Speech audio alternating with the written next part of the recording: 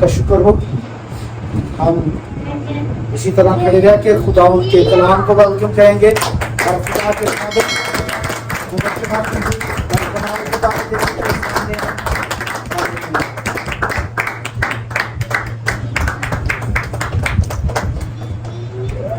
تشریف رکھیں. بڑی خوشی کی بات ہے اور ہم خوش بھی ہیں کہ ہم خدا کا زندہ کلام نوش فرماتے ہیں, اپنے لیے زندگی میں اپناتے ہیں. تو یہ خدا کا کلام ہے جو ہماری روح کی تر و تازگی کا باعث بنتا ہے اور ہماری جو زندگی کا اصل مقصد جو ہے وہ کلام کے ساتھ جڑا ہوا. جب ہم سنتے ہیں تو ایمان کی افزائش ہوتی ہے. یقیناً ہم ایمان میں پختہ ہوتے ہیں اور اس کی آمد ثانی کے منتظر ہیں کہ وہ آئے اور ہمیں ساتھ لے کے جائے. آج کا کلام ہمارے لیے جو اس کا مضمون ہے میسج کا, پاکیزگی کا معیار. جب ہم دیکھتے ہیں کہ پاکیزگی کا معیار کیا ہے, اس تک ہم نے کیسے پہنچنا ہے اور کیسے قائم ہونا ہے, تو پھر ہم خدا کے پسندیدہ ٹھہریں گے, ہم معیار کے مطابق پہنچیں گے. آئے ہم کلام مقدس میں سے اپنی رہنمائی کے لیے تلاوت کریں گے. متی رسول کی معرفت لکھی گئی انجیل, اس کا 5 باب اور اس کی 7 آیت ہم تلاوت کریں گے. جسے بھی خداوند کی روح ہدایت کرتی ہے, یعنی وہ نکال چکا ہے تو وہ پڑھے. 8ویں ہے, سوری, مبارک ہیں وہ جو پاک دل ہیں کیونکہ وہ خدا کو دیکھیں گے. آمین. شکریہ. کہتے ہیں کلام کو پڑھنے والا اور سننے والے دونوں مبارک. جس نے پڑھا اور جس نے سنا وہ مبارک ہے. اس میں یہ بات لکھی ہوئی ہے, مبارک ہے وہ جو پاک دل ہے کیونکہ وہ خدا کو دیکھیں گے. سب سے پہلا لفظ آتا ہے مبارک ٹھہرانا. آپ مبارک ہیں کہ خدا کے کلام کو سنتے ہیں. اب پہلا جو میرا پوائنٹ ہے آج کے کلام میں وہ یہ ہے کہ گناہ سے بری ہونا. جب تک یہ انسان گناہ سے بری نہیں ہوتا تو وہ پاک کیسے ٹھہرایا جائے گا, رائٹ. دوسرا یہ ہے کہ وہ اپنے نفس پر غالب آ کر اس کو حاصل کر سکتا ہے. ٹھیک ہے. جب تک انسان اپنے بدن کی تمام خواہشوں کو جو اسے گمراہ کرتی اور خدا کے نزدیک سے دور کرتی ہیں اس پر غالب نہیں آ جاتا, وہ کیسے جو ہے بری ہو سکتا ہے. ٹھیک ہے. جب قمار جو ہے کسی کو اپنا شاگرد بنا لیتا ہے تو اس شاگرد کو کیا کرتا ہے کہ وہ جب چل رہا ہوتا ہے چکا سا, تو شاگرد کے ہاتھوں کو لے کے اپنے ہاتھ ملا کے اسے سکھاتا ہے. اسے سکھاتا ہے کہ کیسے اس نے اس کو دباؤ دینا, کیسے وہ چیز بنے گی. تو اس کے ہاتھوں کو جب اس ڈھیلے کو اس کے ہاتھ لگتے ہیں تو اس کمار کے بھی ہاتھ لگتے ہیں, تو وہ ڈھیلا جو ہے ایک شکل اختیار کر جاتا ہے, وہ ایک برتن بن جاتا ہے اور وہ ایک گھڑا بن جاتا ہے, مٹکا بن جاتا ہے, پانی کا بن جاتا ہے, شکلیں بنتی ہیں اس سے. اور یہی بات آج خدا کا کلام ہمیں سکھاتا ہے کہ ہم خدا کے ہاتھوں میں ہیں, خدا کے ہاتھوں میں ہیں, اور وہ ہمیں جو ہے ڈھالتا ہے, وہ اپنے سانچے میں لا کر ہمیں ڈھالتا ہے اور ایک نئی شکل دے دیتا ہے. ہاللیلویا, ہاللیلویا. اور اور میں دیکھتا ہوں کہ خدا کا بندہ پالوس رسول جو ہے وہ کرنتھیوں 2 باب اس کی 2 کرنتھیوں 5 باب اور اس کی 17 آیت جو ہے ہمیں سکھاتی ہے کہ اگر کوئی مسیح میں ہے تو وہ نیا مخلوق ہے، پرانی چیزیں جاتی رہی. کیوں ایسا کہ اس نے جب ہمیں ڈھالا ہے روح القدس کی قدرت کے وسیلے سے اور نئی شکل ہمیں دی ہے، اس شکل کو ہم جب دیکھتے ہیں کہ وہ شکل جو ہے ظاہرانہ طور پر ہے، اور ظاہرانہ طور پر جب ہماری شکل بدلتی ہے تو ہماری ہر چیز جو ہے بدلتی جاتی ہے. ہماری بدلنے والی چیزیں جو ہیں وہ جو ہے دنیا کی چیزیں چھوڑ کر ہم اور جو روحانی چیزیں اسے اپنا لیتے ہیں. تو جب ہم دیکھتے ہیں کہ میرا پوائنٹ یہ تھا کہ پاکیزگی کا معیار، ہمیں پاکیزگی کے معیار کو اپنانا ہے اور ہم نے پاک ہونا ہی ہونا ہے. اور یسوع مسیح نے کہا کہ میں پاک ہوں تم بھی پاک بنو، اور پھر لکھا ہے کہ وہ انہیں بھائی کہنے سے نہیں شرماتا تھا، اس لیے کہ اس نے انہیں پاک کر دیا تھا. پترس کیا کہتا ہے کہ میرے پاؤں نہ دھو، تو اس نے کہا کہ اگر تو نہ دلائے تو ہم میں نہیں ہے. اور اسی طرح خداوند ہمیں پاک کرتا ہے گناہ سے بری ہو کر. پہلا پوائنٹ تھا گناہ سے بری ہو کر اور غلبہ نفس پر غالب آ کر ہم پاکیزگی کو اور کیا ہے راست بازی کو حاصل کر سکتے ہیں. اور جب ہم راست بازی کو حاصل کر سکتے ہیں تو اس کے پوائنٹ ہیں کہ ہم کیسے کر سکتے ہیں.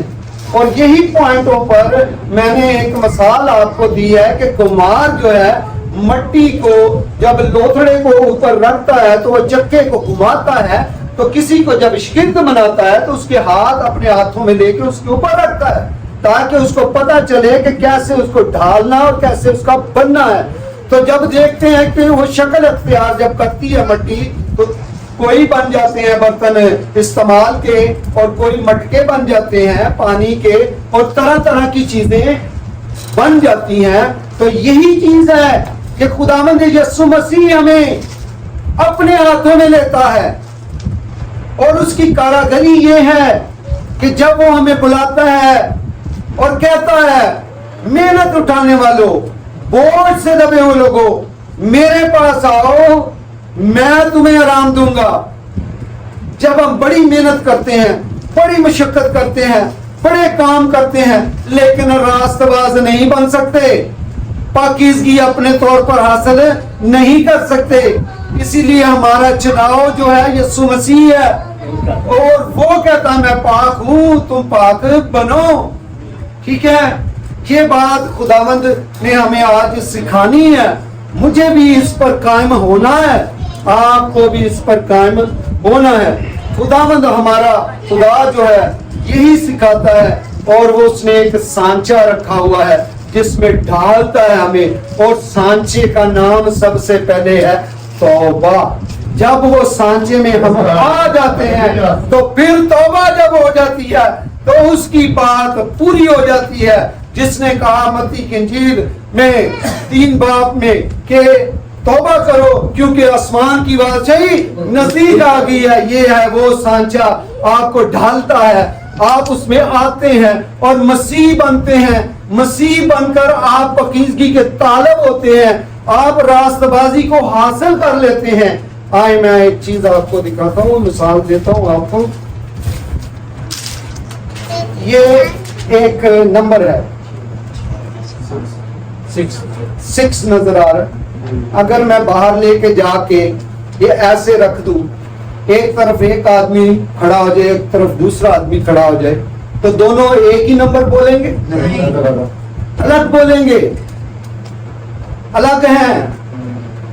اگر ہم ان کا انصاف کرنا چاہیں تو کیسے کریں گے؟ ہم کریں گے تو کلام سے کر کے دکھائیں گے. ٹھیک ہے، آمین. 6 کہنے والا کیا ہے اور 9 کہنے والا کیا ہے؟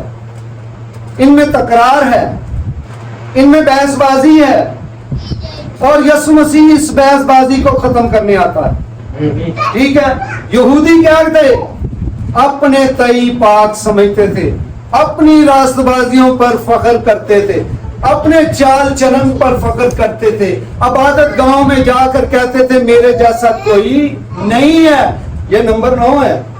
ٹھیک ہے, نمبر 9 ہے جو اپنے کاموں پر تکیہ کرتا ہے اور اس معیار کو حاصل کرنے کی کوشش کرتا ہے. اور ایک شخص جو لڑکپن میں تھا یا جوان تھا تو چلتے ہوئے یسوع مسیح کے ساتھ گزرا تو کہنے لگا کس طرح میں خدا کی راست بازی اور اس کی بادشاہی میں شامل ہو جاؤں. تو اس نے کہا کہ تو شریعت کی باتوں کو جانتا ہے. وہ کہتا میں بچپن سے ہی مانتا ہوں اس کو اور میں کرتا آیا ہوں اور جو کچھ شریعت میں لکھا اسے میں پورا کر رہا ہوں. تو یسوع مسیح نے کیا کہا؟ تم میں ایک بات کی کمی ہے کہ جا اپنا مال غریبوں میں بانٹ دے اور میرے پیچھے بولے. اور وہ جوان شخص تھا, وہ جانتا تھا کہ دولت سے میں کیا حاصل کرتا ہوں, عزت حاصل کرتا ہوں اور میری قدر دولت سے ہے. میری قدر کیا ہے؟ دولت سے ہے. اور میں تو بڑا امیر آدمی ہوں اور میں کیسے اس کو چھوڑ کے سب کچھ اس کے پاس تو کچھ نہیں. ظاہرانہ طور پر تو خداوند یسوع مسیح کے پاس کچھ بھی نہیں تھا, شاگردوں کے پاس کچھ بھی نہیں تھا. کیا ہو سکتا ہے کوئی لاٹھی ہاتھ میں پڑی ہو, نہ کوئی چیزیں تھی نہ کچھ بھی نہیں تھا, کھانے پینے کی بھی زیادہ چیزیں ان کے ساتھ نہ تھی.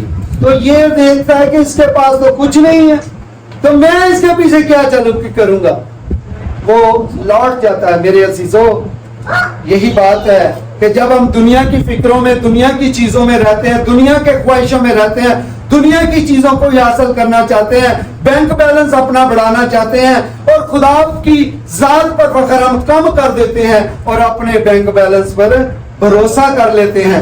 اور پھر کیا ہوتا ہے کہ ہم اعتقاد کم کرتے ہیں اور راست بازی کی بات کو سمجھ نہیں پاتے اور پاکیزگی کا تقیہ بھی نہیں کر سکتے. یہ 6 نمبر کہتا ہے میں پاک ہوں, مجھے بچایا گیا ہے, میں چھوٹا ہوں, میں اپنی نجات میں ہوں, میں اب گناہ میں نہیں زندگی گزار رہا, میں ہمیشہ کی زندگی حاصل کر چکا ہوں. مبارک ہو جو بدے کے خون سے پاک کیے گئے ہیں, کیونکہ ان کو اختیار ملا ہے کہ خدا کے تخت کے پاس بیٹھیں, دیکھیں, خدا کو ملیں. اور ہماری آیت یہ بتا رہی ہے جو آج ہمیں کلام ملا ہے, مبارک ہیں وہ لوگ جو پاک دل ہیں, خدا کو دیکھیں گے. آج آپ کی آنکھ, آپ کا بدن, آپ کی ہر بدن کے اعضاء جو ہیں وہ پاکیزگی میں ہونے چاہیے. جب بارش ہوتی ہے, جب میرے عزیزوں بارش ہوتی ہے تو بارش میں جانے کی بھی ضرورت ہوتی ہے. بہت سے کام ایسے ہوتے ہیں جو کرنے والے ہوتے ہیں. آدمی تو اندر سے نکلتا ہے ڈھنگ, کہتے ہیں کہ اپنا ٹھیک ٹھاک کپڑے پہن کے اپنا سارا نہا دھو کے نکلتا ہے, لیکن باہر جاتے وقت اسے احتیاط کرنی پڑتی ہے. پھر وہ کہتا ہے اگر اوپر سے بارش ہوگی تو چھتری ہونی چاہیے, نیچے اگر پانی ہوگا تو مجھے شوز جو ہے لانگ شوز پہننے چاہیے. اور پھر وہ یہ بھی حساب لگاتا ہے کہ میں چلتے وقت جو ڈوبوں نہ, جہاں میرے پاؤں پھسلے نہ, تو مضبوط ہو کر چلتا ہے. یہ ہے دنیاوی اس کی سوچ ہے کہ وہ ایسا چلنا چاہتا ہے. لیکن ایسا بھی ہو سکتا ہے کہ گزرنے والے اس کے اوپر کیا کرتے ہیں, چھینٹے پانی پھینک دیتے ہیں اور اس کے کپڑے خراب ہو جاتے ہیں. ایسے ہو جاتا ہے, کبھی آپ نے دیکھا ہوگا, گاڑی گزرتی ہے, موٹر سائیکل گزرتی ہے. تو یہ چیزیں جب ہم دیکھتے ہیں کہ انسان پاک رہنا چاہتا ہے, وہ اچھی غذا کھانا چاہتا ہے, وہ اچھا بننا چاہتا ہے, وہ اچھی زندگی گزارنا چاہتا ہے, اور ہر شکل جو ہے وہ ہر چیز کو اپنانا چاہتی ہے جو نہیں ہو.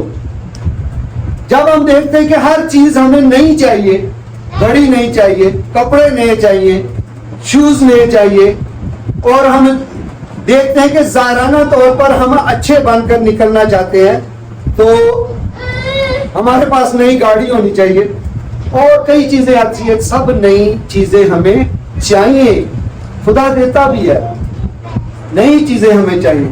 पुरानी नहीं हमें लाइक नहीं करते, हम कहते हैं यार पुरानी है तो पुरानी चीजें, तो नई चीजें अपनाना चाहते हैं। खुदा आपको नया करके अपने पास लेना चाहता है। हालेलुया। हालेलुया। खुदा आपको नया बनाकर ही अपने पास लेना चाहता है। मुबारक है वो जो पाक दिल हैं, क्योंकि खुदा को देखेंगे। और खुदा ने 4 ज़बूर में क्या ही वाज़ेह तौर पर कह दिया कि मैंने अपने लिए दीनदार को अलग कर लिया है। आमीन। एलिया नबी था, तो एजबल जो बुत परस्त औरत थी, उसने जब अखीब बादशाह के साथ शादी कर ली तो उसने सोचा कि ये इस्राएली जो है खुदा को मानते हैं, लेकिन मेरे पास तो बहुत से खुदा हैं। उसने बुत परस्ती शुरू करा दी और बहुत से लोगों को, नबियों को मरवाया। और उसमें एलिया बच निकला और कहने लगा खुदा से सब मारे गए और मैं ही बचा हूं। खुदा ने कहा एलिया से, नहीं, बल्कि मैंने औरों को भी बचा के रखा हुआ है। इसलिए मेरे अजीजों, हम अपनी निगाह से देखते हैं कि हम ही हैं।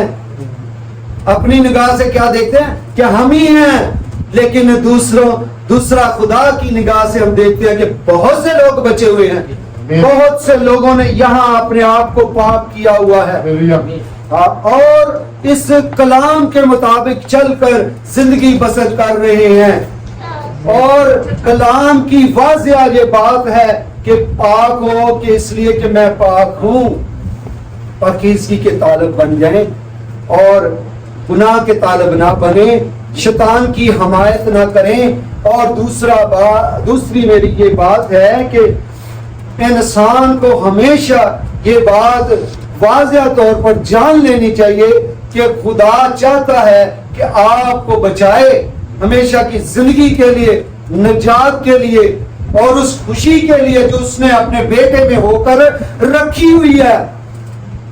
और वो बेज़र है, बेज़र है। आपको उसके लिए पैसा नहीं खर्च करना, आपको उसके लिए कोई भी कुछ चीज देने की जरूरत नहीं है, बल्कि सिर्फ उस पर ईमान लाने की जरूरत है।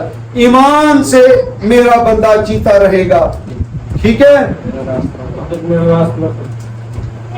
अब हम देखते हैं कि ज़बूर 119 और उसकी 11 आयत में जब हम देखते हैं, इसमें मैं पढ़ता चलूंगा, इसमें कहता है कि मैंने अपने दिल को तेरे कलाम की तरफ माइल कर लिया है। मैंने अपने दिल को तेरे कलाम की तरफ माइल कर लिया है। तेरे कलाम को अपने दिल में रख लिया है ताकि तेरे खिलाफ गुनाह ना करूं। और जब मैं सुन रहा था ना गीत, तो ये गीत में ज़बूर में ये कहते, मैंने अपने दिल को कीता है माइल कि मैं तेरे कायदे कानूना के चला सदा। तो मैंने इस बात को लिया कि मैं तेरे कायदे और कानूनों पर चलूंगा, मैं तेरी बात को मानूंगा ताकि मैं तेरे सामने मकबूल ठहरूं और तू मुझे अपनी रास्तबाजी में शामिल करे। इसलिए रास्तबाज होना निहायत ही जरूरी है। और ये कैसे हुआ जाता है? उसी सांचे में आकर, आगे बनकर, नई शक्ल अख्तियार कर नए रास्तबाज बंदे आप नजर आएंगे। और खुदा चाहता भी यही है।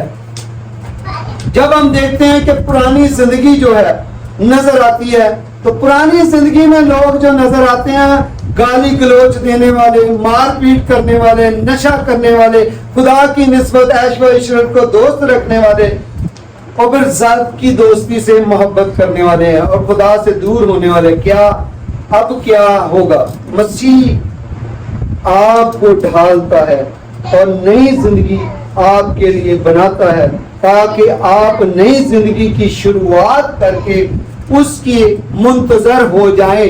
और ये नई जिंदगी की शुरुआत करने वाली वो 5 जो थी कुंवारियां थी, जिन्होंने अपने आप को तैयार और होशियार, बेदार करके रखा हुआ था ताकि जब दूल्हा आ जाए तो हम जश्न में शामिल हो जाएं।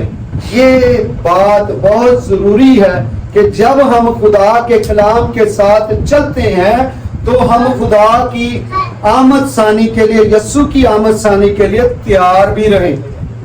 आमीन। आमीन।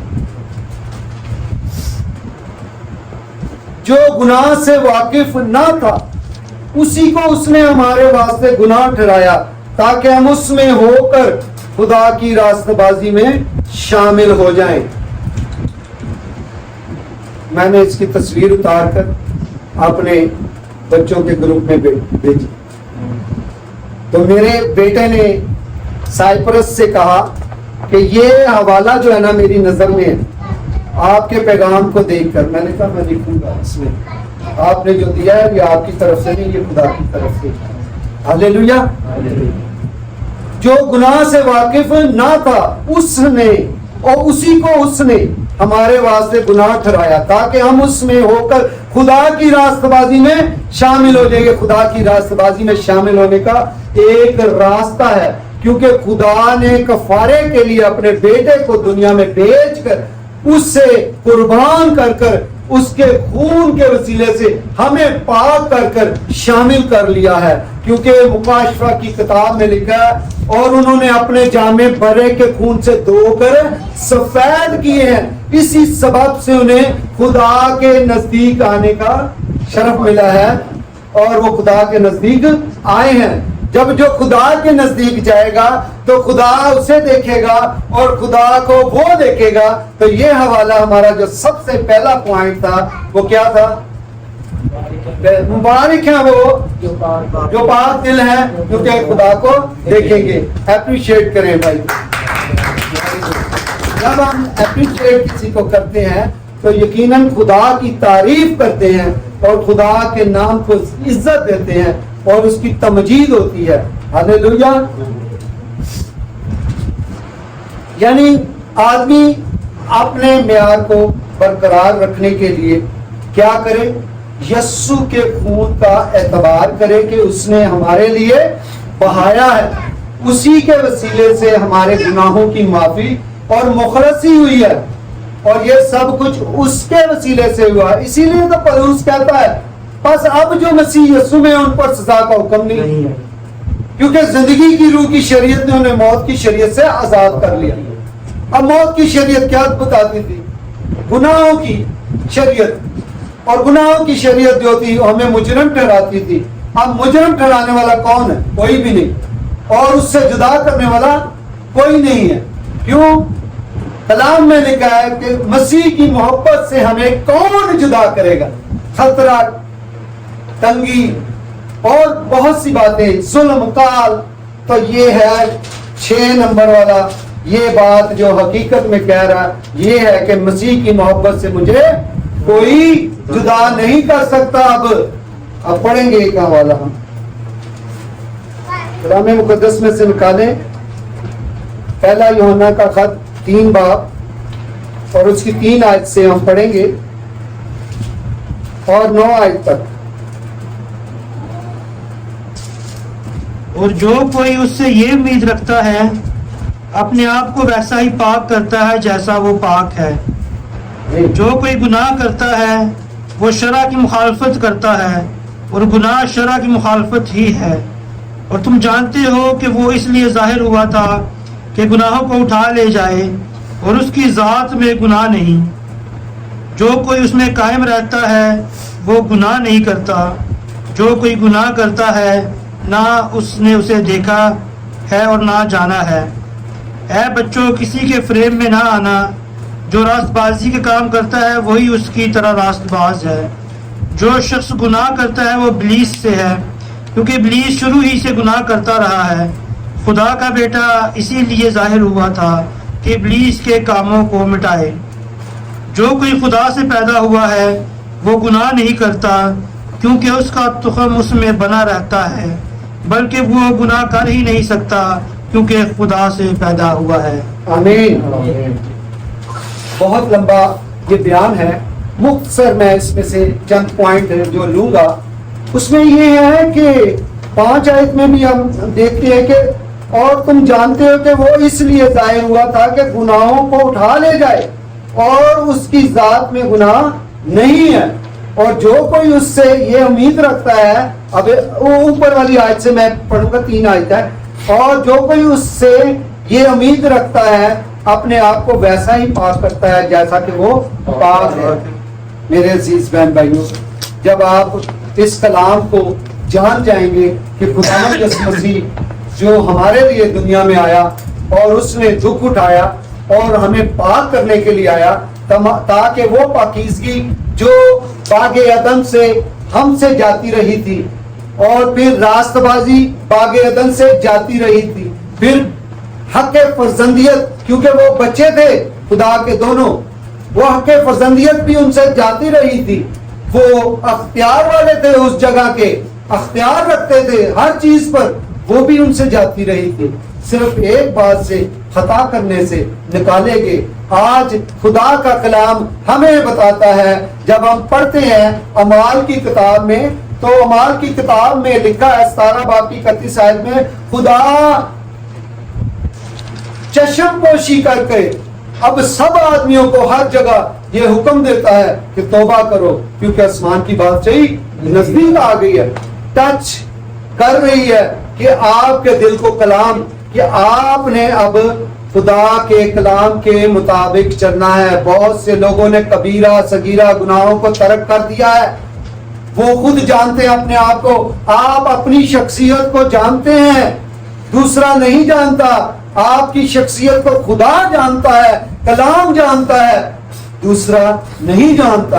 اس لیے کوئی بھی آپ کا بھروسہ توکل اپنے دل میں ہے تو آپ اسے تھامے رکھیں، کیونکہ آپ کا ایمان مضبوط ہے، اور خداوند نے کہا کہ میں دیکھوں گا کہ جس کا چراغ بجھ گیا ہے اسے ترک کروں گا۔ اس لیے اپنے چراغ کو، ایمان کو جلتے رہنا اور جلاتے رہنا رکھنا چاہیے، جیسے انہوں نے کواری جو 5 تھی مشلوں کو جلتے رہنا رکھا، اور جلتی رہی ان کی مشلیں، اور پھر انہوں نے اضافی تیل بھی رکھا ہوا تھا تاکہ یہ بجھنے والی ہوں، ٹمٹمانے والی ہوں، تو پھر اس میں تیل ایڈ کر دیا جائے۔ اس لیے آپ کو ایمان کی سخت ضرورت ہے اور اسے بڑھانے کی ضرورت ہے۔ یہ نہیں ایمان ایک الفاظ ہے، ایک بات ہے، یہ ایمان جو ہے ایک بہت بڑی دولت ہے، یہ روحانی دولت ہے۔ بے شمار دولت مند آپ نے دنیا میں دیکھے، لیکن روحانی دولت آپ کی خدا ایمان کے وسیلے سے دیکھتا ہے۔ کیا آپ مضبوط ہیں ایسے کہ جیسے کہ خدا چاہتا ہے، اور آپ کی پہچان خدا کا کلام کرتا ہے اور خدا ہی کرتا ہے۔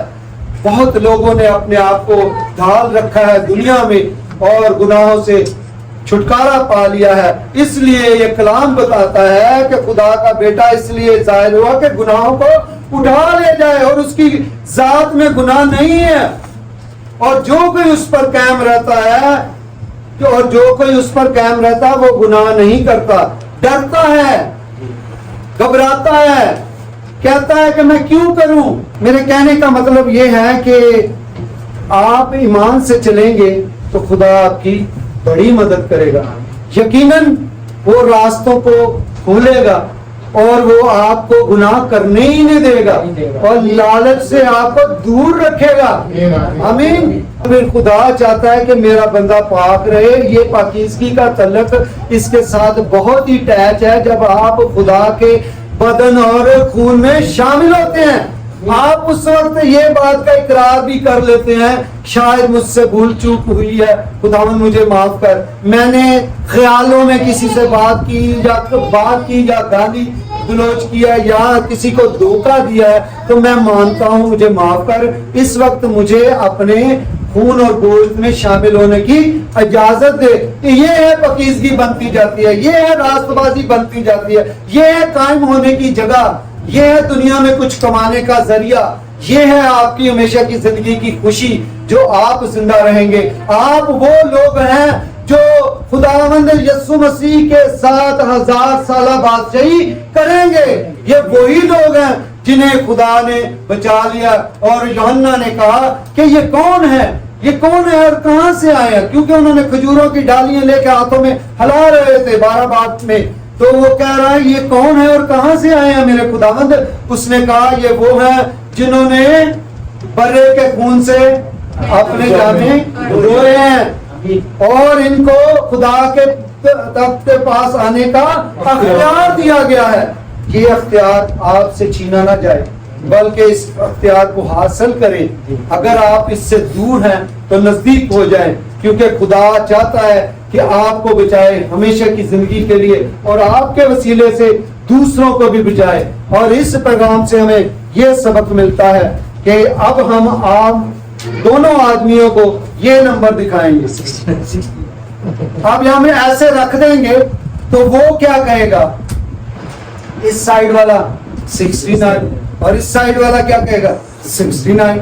इसका मतलब बात मैच हो गई है कि खुदावंद यीशु मसीह इसको भी बचाना चाहता है, इसको भी बचाना चाहता है। उसने अपना खून दोनों के लिए बहाया है, लेकिन इकरार ये कहता है कि तुम नजदीक आगे हो और तुम गुनाह से बचो और गालिब आओ। ऐ बच्चो, तुम गुनाह पर गालिब आ गए हो। शरीर तुम्हारा कुछ नहीं बिगाड़ सकता, तुम्हें जुदा नहीं कर सकता। हमें कौन मसीह की मोहब्बत से जुदा करेगा? काल, तंगी, तलवार, खतरा, हुकूमतें इस्तकबाल की, हाल की जुदा करेंगी? नहीं करेंगी। इसलिए हमारा चुनाव जो है खुदावंद यीशु मसीह है, जो जिंदों में शामिल है और वो आने वाला है। हालेलुया। और हम हर तरह की जो है अपनी फितरत को बदलते जाएं, क्योंकि जब तक इंसान की फितरत नहीं बदलती वो बदलता कभी भी नहीं है। और वो शख्स जो अमीर था, जो नौजवान था, उसकी फितरत में ये बात आ चुकी थी कि वो अपने माल से खुशियां मनाता था, खाता पीता था। दौलतमंद जो मरा था, अजाब में गया, वो भी यही काम करता था। वो लाजर को अपने हाथ से खाना देता ना तो वो बच जाता, क्योंकि लाजर तो टुकड़े खाता था, उसके बचे हुए टुकड़े। तो इसलिए उसने लाजर को अपने तौर पर खाना ना दिया था, अपने तौर पर गरीबों की मदद ना की थी, इसलिए वो अजाब में जाता है। तो ये बात सच है कि हमें एक दूसरे के साथ मिलकर हर तरह से कामिल होना है, और कामिल जिंदगी का राज यही है कि हम पाक बने और पाकीज़गी को हासिल करें और रास्त बन कर रहें इस दुनिया में, और लोग हमें देखें और जांचें कि ये क्या, इनमें कौन सी तब्दीली आ गई है। तो कलाम कहता है कि अगर कोई मसीह में है तो वो नया मखलूक है, पुरानी चीजें क्या है, जाती रही है, चले गई, वो चीजें खत्म हो गया उसका वो जो गुनाह का आफत थी, मुसीबत थी, बोझ था। यीशु मसीह ने पुकारा, मेहनत उठाने वालों मेरे पास आओ। उसने बोझ हमारा ले लिया और हमें पाक कर दिया। और हम देखते हैं कि यशायाह नबी वाज़ेह तौर पर कहता है कि उसने हमारी मुशक्क़तें उठा ली, ठीक है, और हमारे गमों को हमारी खातर गमों को बर्दाश्त किया। वो हमारी खातर उस पर सियासत हुई और उसके मार खाने से हमने शिफा पाई। शिफा का तल्लक यीशु मसीह के मार खाने से क्यों हुआ? क्योंकि वो सजा ले रहा था, हमारी क्या ले रहा था? सजा ले रहा था। उसको कोड़े लग रहे थे, वो हमारी सजा ले रहा था। वो हमें लगने थे, हमने उसमें मरना था, लेकिन उसने हमारी सजा ले ली है। तो इसलिए यूहन्ना का पहला खत यही बताता है कि हम जो कोई उसमें कायम रहता है वो गुनाह नहीं करता, और जो कोई गुनाह करता है ना उसे देखा ना जानता है। ऐ बच्चों, किसी के फरेब में ना आना। जो रास्तबाजी के काम करता है उसी की तरह रास्तबाज है। इसलिए खुदा चाहता है कि हम खुदा के बेटे पर ईमान लाकर हमेशा की जिंदगी में शामिल हो जाएं और हर तरह से गालिब आए उन तमाम ख्वाहिशात पर, तमाम शैतान की चालों मंसूबों पर, और शैतान के तमाम परिंदों पर भी गालिब आए। और गालिब आने की कुव्वत खुदावंद यीशु मसीह का कलाम है। और इस कलाम को ले लो जो दो धारी तलवार है, पाँव में सुलह की खुशखबरी पहन लो और रास्तबाजी का बख्तर बांध लो। बख्तर बांधा जाता है ताकि कोई बाहर आए और रुक जाता है, सीने पे आए, चेहरे पे आए, माथे पे आए, वो रुक जाता है। इसलिए खुदावंद यीशु मसीह कहता है कि तुम रास्तबाजी का क्या है, बख्तर बांध लो और कायम रहो और इब्लीस के जलते हुए तीरों से बचो। जलते हुए तीरों से मिसाल क्या है कि जब जंग होती थी तो दूर से लोग जो होते थे, मुखालिफ जो होते थे, वो तीरों के साथ बांध कर मशल की तरह और उसे दूर फेंकते थे ताकि वो शहर में गिरे और शहर जो जलना शुरू हो जाए। इसलिए इब्लीस भी आपकी तरफ जलते हुए तीर फेंकता है, जलते हुए तीर फेंकता है और वो बहुत सी चीजों से आपको हटाना चाहता है, मुखालफत करना चाहता है, वो आपको गिराना चाहता है। लेकिन बार बार गिरना हमारा नहीं अब, क्योंकि हम में यीशु मसीह है, हम उस सांचे में ढल चुके हैं। अब वो हमारी हिफाजत करता है, ना कि हम अपनी खुद में हिफाजत कर सकते हैं। वो हमें बचाता है, छुड़ाता है। जिंदगी का जो है मंबा वही है, सर चश्मा वही है, वो हमें कायम करता है, वो हमारी जिंदगी को कायम रखता है। और आने वाले वक्त के लिए आप सब तैयार हो जाएं, क्योंकि वो जल्द वक्त आने वाला है कि यीशु मसीह नसरिंगा फूंका जाएगा, गैर फानी हालत में मुर्दे जिंदा हो जाएंगे, जो जिंदा होंगे बदल जाएंगे और खुदा की आमद सानी के लिए तैयार और होशियार होकर और आसमान पर उठा लिए जाएंगे। यकीनन जिस वक्त इमारत से सतून निकाल दिए जाते हैं तो इमारत गिर जाती है। जब मसीह कलीसिया दुनिया में से उठा ली जाएगी तो फिर देखना दुनिया में क्या हाल होता है। कत्ल व गारत शुरू हो जाएगी, मार कूट शुरू हो जाएगी और बर्बादी शुरू हो जाएगी। अब तो आप देख रहे हैं कुछ थोड़ी बहुत, मगर उस वक्त बहुत ही ज्यादा हो जाएगी। लेकिन खुदा अपने बंदों को 1000 साल बादशाही के लिए ले जाएगा। खुदावंद यीशु मसीह, वहां रोना और पीटना नहीं होगा, बल्कि हमेशा की जिंदगी होगी। खुदावंद अपने कलाम पे बरकत बख्शे, आमीन।